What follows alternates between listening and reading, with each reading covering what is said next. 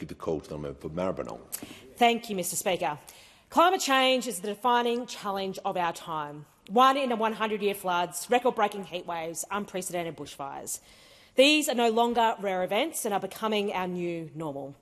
Our country has always faced natural disasters, but year after year they are becoming more destructive, more unpredictable and more extreme. And the science is clear. These are the consequences of climate change.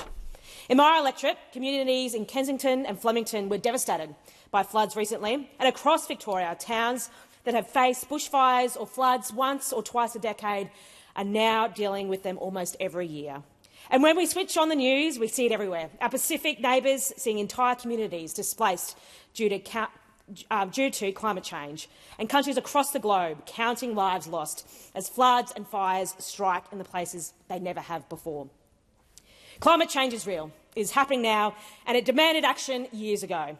But instead, we had to endure the decades of the climate wars, fuelled and weaponised by those opposite.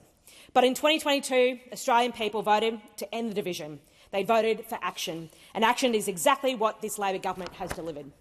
Since coming to office, Labor has delivered the biggest lift in climate action this country has seen.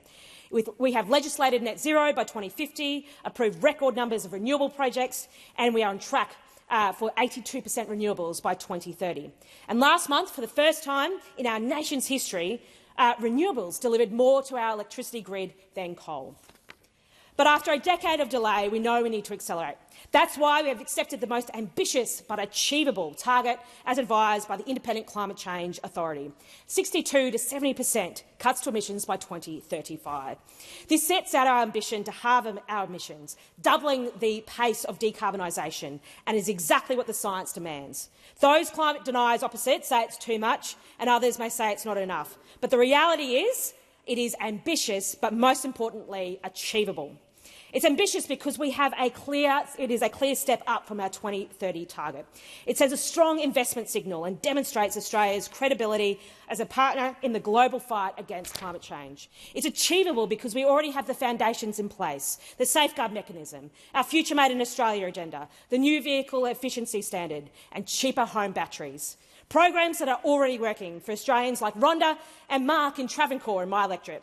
They welcomed Minister Bowen and I into their home to show us how their home battery powers their household, cuts their bills and lets them invest in more renewables. Australians are ready for this transition. They want to be a part of it.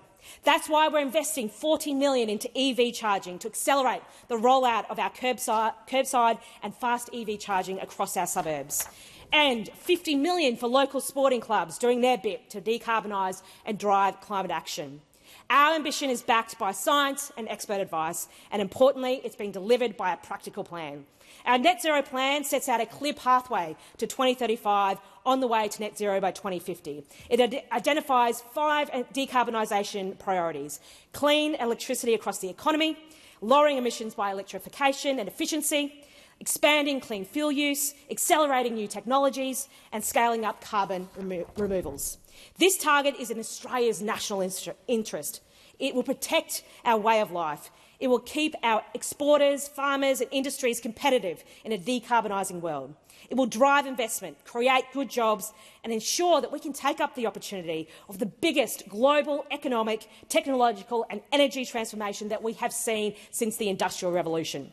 We are already seeing the benefits. The last 2 elections proved it. Australians want action, not obstruction. They want cheaper, cleaner energy. They want the jobs in industries of the future. This is more than just cutting emissions. It's about opportunity. It's about security. It's about building a stronger, cleaner and more prosperous Australia. This is our moment to lead, to protect the places that we love, to cut energy bills, to create good, sustainable jobs and hand to our kids the future that is safer and fairer. Our 2035 target is ambitious, it is achievable and it's absolutely necessary. And my colleagues and I on this side of the chamber are here and determined to deliver it. Thank you very much.